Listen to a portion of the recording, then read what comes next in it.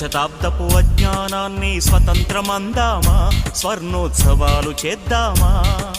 ఆత్మ వినాశపు అరాజకాన్ని స్వరాజ్యమందామా, దానికి సలాము చేద్దామా.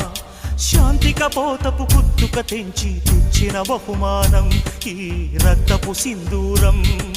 నీ పాపిటలో భక్తిగా దిద్దిన ప్రజలను చూడమ్మా, ఓ పవిత్ర భారతమా. అర్ధశతాబ్దపు అజ్ఞానాన్ని స్వతంత్రమందామా, స్వర్ణోత్సవాలు చేద్దామా.